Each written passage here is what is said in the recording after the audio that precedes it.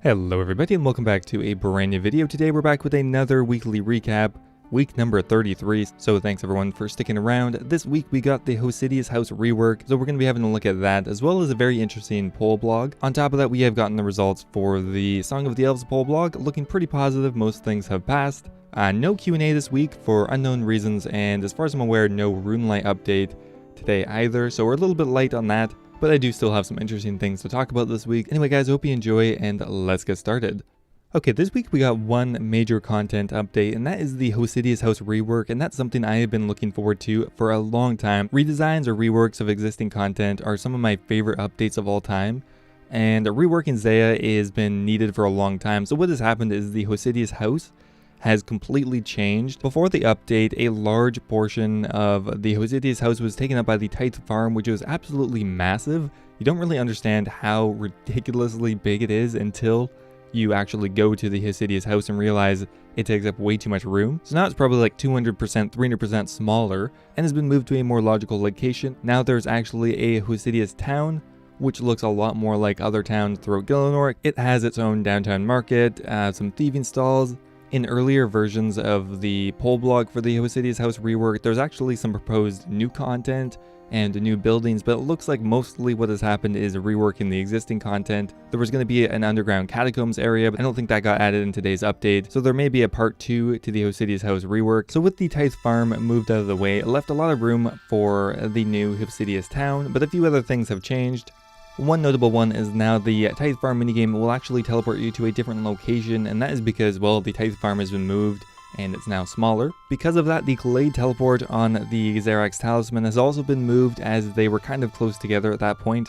So the Xerax Talisman will now teleport you very close to the Hosidius House farming patch, which now has been moved to the north of the home teleport. So it is around the same distance as it was before, but in a different direction. So as I was mentioning earlier, there was a proposed new dungeon called the Ruined Temple Dungeon, aka the Hosidius Dungeon. Apparently the design is still a work in progress and can be expected at a later date. There are a few other changes, like to the saltpeter. The rework has now changed the location of the saltpeters. The saltpeter deposits have been moved to be closer together, and there's now a deposit box that has been added to the center of them.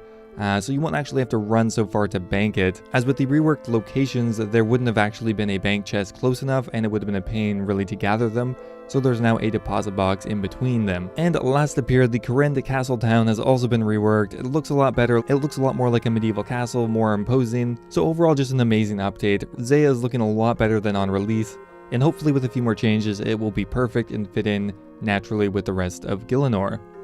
We are actually going to be getting a Dead Man mode playtest this time, so thank God. Although it is pretty fun to watch the chaos ensue. Lots of other minor updates, but that is pretty much it for the content update this week. So a couple months ago, the player support team promised that they'd be releasing some poll blogs and dev blogs about account security, player support, account recovery, and stuff like that. So we have gotten the second one this week, and it is pretty eye-opening into how they are currently dealing with player support. The systems in place are extremely old. It seems like doing anything is a pain. So here's the current situation for player support.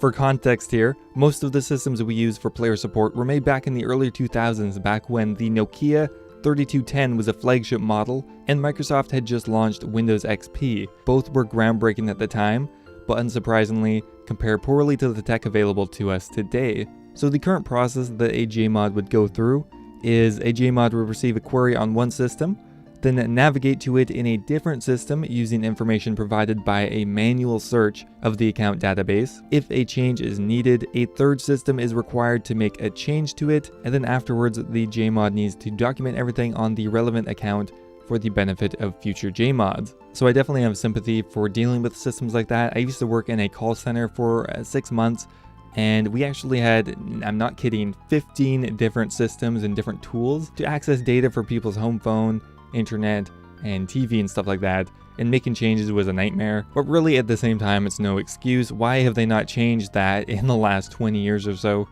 Well, the reason being is it's a giant pain in the ass to do so. Just to put this in perspective, for example, to actually change all of the responses to be email responses as opposed to sending them to the message center, it's going to be extremely technically complicated, requiring further Zendesk integration and will likely take our dev team a further 5 months or so just to complete this one task. So to summarize, they are hard at work.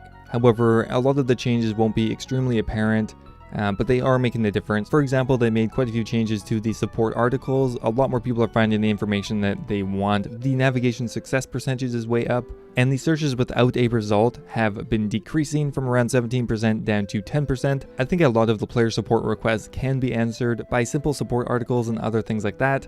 So they're focusing on that first, as it'll take care of the majority of the players, and then they're going to be improving their systems for more complicated search queries, account recoveries, and stuff like that. So I do appreciate them taking the time to put this information out there, and it does kind of put things in perspective. Okay, so next up here, let's have a look at the Song of the Elves poll result. First up here, let's have a look at what didn't pass. Question number 5 didn't pass. So the Blade of Sailder has been added as a reward from the Gauntlet. However, adding a special attack to the weapon did not pass. So the question was, should we add a special attack costing 100% special attack energy? This attack would deal 50% additional damage. The attack would also knock back and stun the enemy player or NPC that occupies 1 tile for 4 ticks. Yeah, I kind of see why people didn't want that. Very close to passing, however.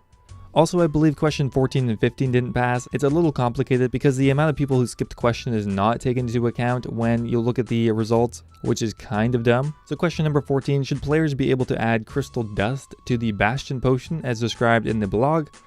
People don't want that. And should players be able to add crystal dust to the Battle Mage potion as described in the poll blog? People didn't vote for that either. I'm not really sure why some of these questions passed and others didn't. The votes were extremely similar, but whatever, mostly everything passed, just a few things didn't. So we finally actually have some Song of the Elves rewards, which is pretty exciting. So next up here, let's move on to community news. A user by the name of Old School RuneScape Tips is working on a free and open source tip website and database. So it looks like it would be optimized for mobile. Maybe you could get it as an app or just a website overall, and it has a bunch of tips for new players, Ironman, PvP, and a lot more. For example here, tip number 154, don't bury your bones, instead use a public house in the house party world, as you will get 350% more prayer experience for doing that. Now, an interesting thing that I read about this week is there's actually a bill in the US that, if it was approved, would prohibit video game companies from selling loot boxes to children under the age of 18 and make it unlawful for minor-oriented games to include pay-to-win mechanics and stuff like that. This new guy, Holly, has just recently taken up office and is known to be tough on tech companies like Facebook and Google. So if this did pass, would this affect RS3 in any way? Maybe or maybe not. I think you could argue that the targeted demographic for RuneScape is now probably above the age of 18, probably between 18 and 30 is the largest demographic, with a minor percentage being above that age range and a minor percentage being younger. But I think there's probably a strong argument to be said that RuneScape is mostly young adults or adults. I mean, from an ethical standpoint, I agree you shouldn't be marketing gambling products to children, so I definitely agree with that. But if RS3 gets all of its income tanked, that could probably affect us as well. But overall, I don't think this will have an effect, but an interesting thing to think about. So today is the 1-year anniversary of the announcement that Runescape Classic would be shut down forever. It's an extremely sad day, and it really was a piece of history coming to a close.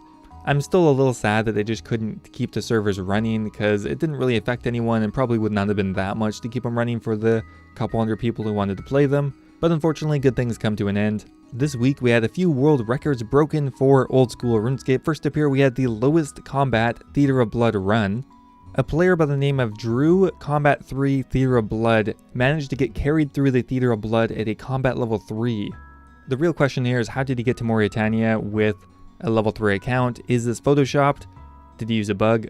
Or is there a completely different method that no one knows about? Well, we don't know.